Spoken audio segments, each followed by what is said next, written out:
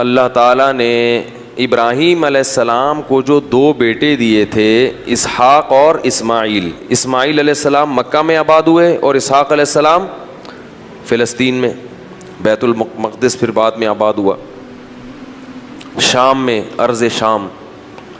تو آگے پھر اسحاق علیہ السلام کی اولاد میں پیغمبر پیدا ہوئے ہیں، یعقوب علیہ السلام، جن کا نام تھا اسرائیل لقب. پھر ان کے بیٹے تھے یوسف علیہ السلام جو مصر میں تھے، واقعہ بتائیں، مصر چلے گئے تھے، بادشاہ بن گئے تھے. پھر آگے مصر میں ہوتے ہوتے ہوتے ہوتے بنی اسرائیل پر فرعون غالب آ گیا. مصر کے بادشاہ کو فرعون کہا جاتا تھا، جو بھی ہوتا تھا بادشاہ، اس لیے بہت سارے فرعون گزرے ہیں. لیکن قرآن نے جس کا واقعہ بیان کیا یہ وہ فرعون تھا جو بنی اسرائیل کو جس نے غلام بنا لیا تھا اور بہت طاقتور بادشاہ تھا. یہ چونکہ یہ واقعہ جب تک پیغمبروں کا پورا سلسلہ معلوم نہیں ہوگا نا تو بات سمجھ میں نہیں آئے گی. تو بنی اسرائیل کو پھر فرعون سے نجات ملی، صحیح ہے. پھر اللہ نے بنی اسرائیل سے کہا کہ اللہ نے فرعون کو تو خود غرق کر دیا، اب تمہارے پاس ایک حکومت آئی ہے، ریاست آئی ہے، اللہ کی کتاب بھی آ گئی، اب تم جہاد کرو، اب تم اپنے پرانے وطن جاؤ. وہاں قوم عمالقہ کا قبضہ ہو گیا ہے، جہاں سے یعقوب علیہ السلام کو نکالا گیا تھا نا، بیت المقدس. ادخلوا الارض المقدسۃ التی کتب اللہ لکم، ارض مقدس. جیسے اللہ نے مسلمانوں کا مرکز مکہ کو بنایا، ایسے اللہ نے بنی اسرائیل کا مرکز بیت المقدس کو بنایا تھا کہ پیغمبروں کا جائے وطن بیت المقدس ہے، مصر نہیں ہے. یہاں تو کسی ایک وجہ سے آ گئے تھے، اب اس علاقے پہ قبضہ کرو اور بیت المقدس کو آزاد کراؤ، وہاں تمہاری خلافت قائم ہوگی، پھر وہاں سے پوری دنیا میں جہاد ہوگا، کیونکہ دین برحق اس وقت وہی تھا. اس لیے بیت المقدس کی بڑی فضیلت ہے، ہزاروں پیغمبر دفن ہیں وہاں پہ. جتنے قرآن میں واقعات بیان ہوئے ہیں نا، 99% واقعات وہیں ہوئے ہیں شام میں. حضرت مریم کا بچے کی ولادت، عیسیٰ علیہ السلام کی تقریر، پھر موسیٰ علیہ السلام، زکریا علیہ السلام کا محراب میں کھڑے ہو کر اللہ سے اولاد کی دعائیں مانگنا، یہ سارے ادھر ہی ہوئے ہیں واقعات. یہ تاریخی واقعات ہیں. جو لوگ جاتے ہیں، اب تو بیت المقدس جا نہیں سکتے، بڑی زبردست جگہ ہے، اگر اللہ کسی کو توفیق دے تو وہ جائے ضرور، ان جگہوں کی زیارتیں کرے. تو وہاں پر کیا ہوا کہ بنی اسرائیل کو کہا گیا اب کچھ ہمت خود کرو اور ارض مقدس پہ قبضہ کرو. تو وہ کہنے لگے، وہ وہاں قوم تھی بڑی طاقتور، تو بنی اسرائیل نے کہا کہ بہت طاقتور لوگ ہیں، پہلے اپنے کسی بندے کو بھیجا، جا کے دیکھ کر آؤ، اگر کمزور سے ہے نا کانگڑی پہلوان تو پھر تو جا کے لڑیں گے، اگر پاورفل ہیں تو ہم نہیں لڑ رہے بھائی. حالانکہ پیغمبر جب جہاد کا حکم دے دیں تو پھر وہ جہاد فرض ہو جاتا ہے. تو مشہور واقعہ ہے، بنی اسرائیل نے کہا اذهب انت وربك فقاتلا انا هاهنا قاعدون، اے موسیٰ تو جا اور تیرا رب جا، دونوں جا کے لڑو، ہم یہیں بیٹھ کے پروگرام دیکھ رہے ہیں. قال رجلان من الذین یخافون، اللہ فرماتے ہیں ان میں دو فرد جو اللہ سے ڈرتے تھے، انعم اللہ علیہما، اور اللہ نے ان پر انعام بھی کیا تھا، وہ کہنے لگے کہ چلے جاؤ، فَإِذَا دَخَلْتُمُوهُ فَإِنَّكُمْ غَالِبُونَ، جب موسیٰ کلیم اللہ کہہ رہے ہیں تو اللہ یقیناً مدد کرے گا، جاؤ ہمت کرو، اللہ غلبہ دے گا. وہ لیکن کہنے لگے نہیں بھائی ہمارے لیے بڑا مسئلہ ہے یار. موسیٰ علیہ السلام کو غضب آیا اور انہوں نے اس مرتبہ دعا مانگی، اے اللہ میں اپنے اور اپنے بھائی کا تو مالک ہوں، ہارون کا، تو ہمیں کوئی حکم دے، ہم نہ کریں تو ہم سے پوچھ، یہ قوم میری سمجھ سے بالاتر، اتنے تیرے انعامات ہوئے، سب کچھ ہو گیا، لاٹھیوں کو سانپ بنتے ہوئے دیکھا، سمندر کے ٹکڑے ہوتے ہوئے دیکھا، فرعونیوں پر مینڈکوں کا، جوؤں کا، آگ کا عذاب، خون کا عذاب، ہر طرح کے عذاب دیکھے. اس کے بعد بھی اب یہ قوم ہمت خود کچھ کرنے کے لیے تیار نہیں ہے. سارے کام کون کرے گا؟ اللہ ہی کرے بس آسمان سے. کم ہمت. تو ففرق بینی و بین القوم الفاسقین، میرے اور اس فاسق قوم کے درمیان اب جدائی ڈال دے، میں نہیں رہ سکتا ان کے ساتھ. بہرحال کچھ عرصہ موسیٰ علیہ السلام رہے وادی تیہ میں اس قوم کے ساتھ. اللہ نے کہا کہ اب یہ 40 سال تک یہ علاقہ فتح نہیں ہوگا، 40 سال تک نہ یہ میدان میں گھومتے رہیں گے بس. تو وہیں موسیٰ علیہ السلام کا پھر انتقال ہو گیا اور آپ دنیا سے چلے گئے. پھر موسیٰ علیہ السلام کے بعد پھر دوسرے پیغمبر آئے اور ان پیغمبر نے بنی اسرائیل کو پھر حکم دیا. بنی اسرائیل خود کہنے لگے کہ ہمیں آپ جہاد کا حکم کیوں نہیں دیتے ہیں بھائی, ہم بھی کچھ علاقہ فتح کریں ٹھیک ہے, اور ہمیں ہمارے گھروں سے نکالا گیا اور ظلم کیا گیا. الم تر الی الملأ من بنی اسرائیل من بعد موسیٰ, اللہ فرماتے ہیں موسیٰ کے بعد بنی اسرائیل کی ایک جماعت تھی, کیا تم نے ان کو دیکھا؟ تو اس وقت کے نبی نے ان سے کہا کہ تم سے امید یہ ہے کہ جب تم پر جہاد فرض ہوگا تو تم لڑو گے نہیں, خالی پیلی کی باتیں پھینک رہے ہو. بہت سے لوگ باتوں میں بڑے فنٹر ہوتے ہیں نا, جب کام آئے تو اس لیے اللہ سے عافیت ہی مانگنی چاہیے بھائی. تو انہوں نے کہا نہیں ہم لڑیں گے. تو پھر جب ان پر جہاد فرض ہو گیا, نبی نے, اللہ نے ایک انہی میں سے کسی ایک کو کمانڈر بنایا جس کا نام تھا طالوت. طالوت کو کمانڈر بنایا تو وہ کہنے لگے کہ اب چونکہ لڑنا نہیں تھا نا, بہانے تراشنے لگے, تو کہنے لگے یہ والا کمانڈر ہمیں قبول نہیں ہے, جہاد کے لیے تو ہم تیار ہیں مگر یہ والا کمانڈر نہیں چلے گا کیونکہ یہ غریب ہے. دولت مند آدمی کو ہمیشہ غریب آدمی کی اتباع سے آر محسوس ہوتی ہے. تو طالوت جو تھے نا وہ غریب تھے اور ان کو پیغمبر نے کیا بنا دیا؟ کمانڈر, اور کہا کہ یہ میں نے اللہ کے حکم سے بنایا ہے لہذا مانو. کہنے لگے انا یکون لہ الملک علینا, یہ کہاں سے وہ امیر ہو گیا بھائی؟ نحن احق بالملک منہ, ہم زیادہ حقدار ہیں, ہم میں سے کسی کو بناؤ, ہم میں جو ہے نا بڑے بڑے قوم کے سردار. تو نبی نے کہا کہ نہیں, یہ سلیکشن اللہ کی طرف سے ہے. اور ان کے برحق ہونے کی ایک علامت یہ بھی ہے کہ حضرت موسیٰ اور ہارون علیہ السلام کی کچھ یادگاریں, کچھ تبرکات, جو ان کی کچھ اشیاء تھیں.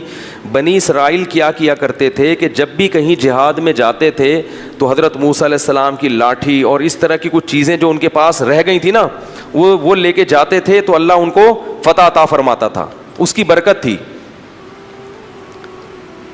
کیونکہ وہ ظاہر ہے متبرک لاٹھی تھی نا حضرت موسیٰ علیہ السلام, اب اس سے سانپ تو نہیں بنتا تھا, لیکن ہارون علیہ السلام اور موسیٰ علیہ السلام کی اس طرح کی چیزوں کو تبرک کے طور پر وہ استعمال کرتے تھے اور اللہ کی مدد شامل حال ہو جاتی تھی.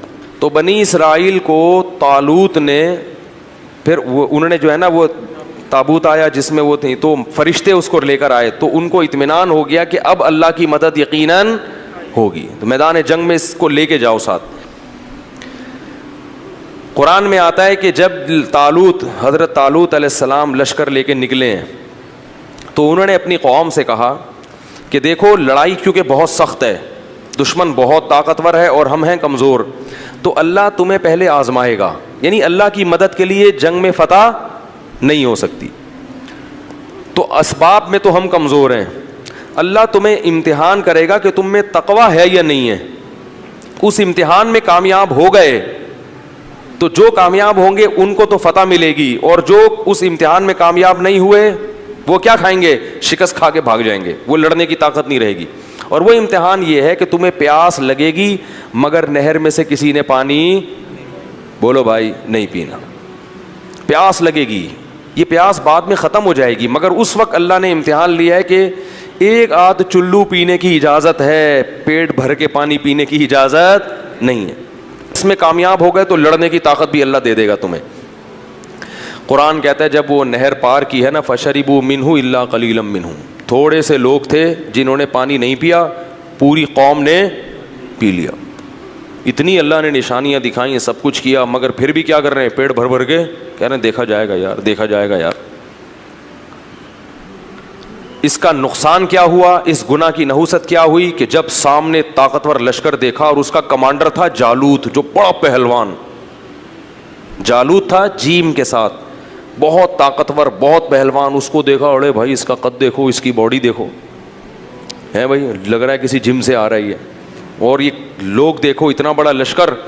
تو جنہوں نے پانی پیا تھا نا وہ کہنے لگے لا طاقت لنا اليوم بجالوت وجنودی, آج ہمارے پاس طاقت نہیں ہے جالوت اور اس کے لشکر سے لڑنے کی, یہ نہیں ہو سکتا بھائی. اس سے پتہ چلتا ہے گناہ کرنے سے ہمتیں پست ہو جاتی ہیں. اللہ کی نافرمانی کرنے سے کیا ہوتا ہے؟ ہمتیں پست، کچھ بھی نہیں کر سکتے دنیا میں، اللہ کے لیے کچھ نہیں کر سکتے. پھر لا طاقت اليوم بجالوت وجنودی قال الذين يظنون انهم ملاقو اللہ.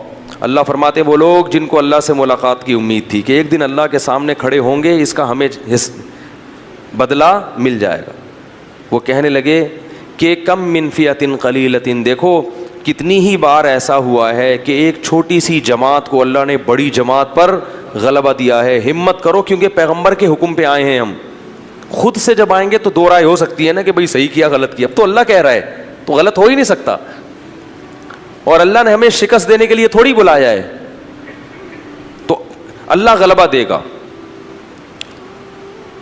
تو اب جب لڑائی شروع ہوئی ہے تو اتنی زبردست انہوں نے دشمن نے حملہ کیا کہ قرآن کہتا ہے کہ یہ جو تھوڑے سے لوگ میدان جنگ میں ڈٹے نا، ان کو اندازہ ہو گیا کہ ہمارے قدم یہاں ٹھہر نہیں سکتے، ہم نہیں ٹھہر سکتے. تو اب اللہ سے دعا مانگ رہے ہیں، ربنا افرغ علینا صبرا وثبت اقدامنا وانصرنا علی القوم الکافرین.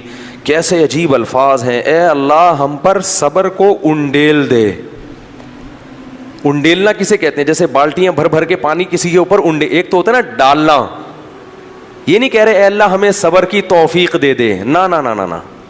صبر کی توفیق تو چھوٹے موٹے غموں میں ہوتی ہے، یہاں تھوڑا سا صبر نہیں چاہیے، بہت بہت مشکل ہے بھائی، لڑنا بہت مشکل ہے. وثبت اقدامنا، اور ہمارے قدموں کو یہاں پر جما دے، یہاں پہ اکھڑنے نہ پائیں، ہم تجھ سے دعا مانگتے ہیں. وانصرنا علی القوم الکافرین، اور ان کافروں پر ہمیں ہماری مدد کر. کیسا منظر ہوگا، اور اللہ کو اس طرح سے لڑنے والوں پر کتنا پیار آتا ہوگا. اس لیے یاد رکھو جہاد کی بہت بڑی فضیلت ہے اسلام میں. جہاد معمولی عبادت، جو بھی اپنے ملک کے لیے، اپنے دین اور مذہب کے لیے، اسلام کے لیے لڑتے ہیں، ملک کے لیے لڑنا، اسلام ہی کے لیے لڑنا ہے. تو وہ کیا کہنے لگے، اے اللہ تو ہمیں قدم یہاں پہ جما دے اور ہم پہ صبر کو انڈیل دے. اللہ کی مدد آئی، وہ تھوڑے سے، کیونکہ اللہ نے اپنے دین کو باقی رکھنا ہے. یہ بھی ختم ہو جاتے ہیں تو بنی اسرائیل تو گئی. ایک قوم کو اللہ نے ہدایت دی تھی، وہ بھی ختم، تو پوری دنیا تو گمراہ تھی.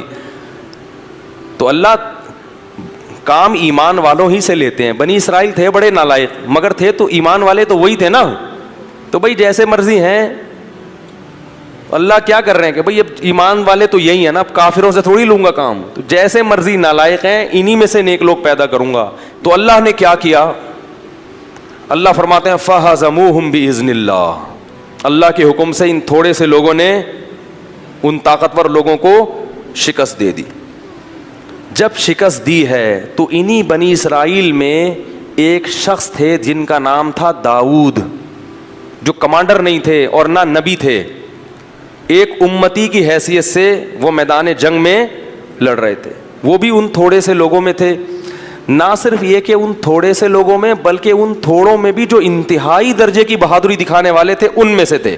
انہوں نے ہدف بنایا تھا جالوت کو، جو سب سے زیادہ طاقتور تھا. یہ بڑی بات ہوتی ہے نا. دیکھو اس زمانے کے دیندار لوگ کیسے ہوتے تھے یار. آج چھپکلی سے ڈرتے ہیں دیندار لوگ. آج دیندار آدمی کو چلانے کے لیے یہاں سے وہاں تک بولو نا انڈا موڑ چلے جاؤ تو اس کا سانس پھولتا ہے. کہتے ہیں ایکچولی میں اتنا نیک آدمی ہوں کہ میں تیز چل نہیں سکتا. داؤد علیہ السلام تو بڑے پیغمبر تھے اس وقت، نہیں پہلے تو عام امتیوں کی طرح تھے. تو قرآن کہتا ہے داؤد علیہ السلام نے داؤد نے کس کو ہدف بنایا؟ جالوت کو. اتنی سخت لڑائی ہے اور میں کس کو ہدف بناتا ہوں؟ جالوت کو. ان کو قتل کروں گا. وقتل داؤد جالوت، اور داؤد علیہ السلام جالوت کو قتل کرنے میں کامیاب ہو گئے. لہذا فتح میں، جیسے کھلاڑیوں میں کھیل جب ہوتا ہے نا تو ایک مین آف دی میچ ہوتا ہے کہ بھئی یہ ہے جس نے جتوایا ہے میچ. تو وہ جنگ جتوانے میں سب سے بڑا کردار کس کا تھا؟ داؤد کا. اللہ فرماتے ہیں آتاہ اللہ الحکمہ، اللہ نے آپ کو نبوت عطا کر دی. کیا عطا کر دی؟ نبوت. اور اس کے بعد سے کمانڈ کس کے پاس آ گئی؟ کیونکہ لڑنے کے لیے کمانڈ کے لیے صرف نیک ہونا کافی نہیں ہے، جنگ کا تجربہ ہونا، بہادری ہونا، یہ بھی بہت زیادہ ضروری ہے. لوگ کیا کہتے ہیں کہ کمانڈر بناؤ صرف نیک آدمی، نیک ہونا کافی نہیں ہے. ہمیشہ ایسے کو کام اس کے ذمے سونپا جاتا ہے جو اس کام کا اہل بھی ہوتا ہے. تو اللہ تعالیٰ فرماتے ہیں ان کو کمانڈر بنا دیا گیا، اور اللہ نے ان کو کیا عطا کر دی؟ حکومت اور نبوت. نبی بھی بن گئے اور کمانڈر بھی بن گئے. اب بیت المقدس پہ قبضہ ہو گیا، اور داؤد علیہ السلام کی بنی اسرائیل کے ذریعے فلسطین میں کیا قائم ہو گئی؟ خلافت، بنی اسرائیل کی خلافت.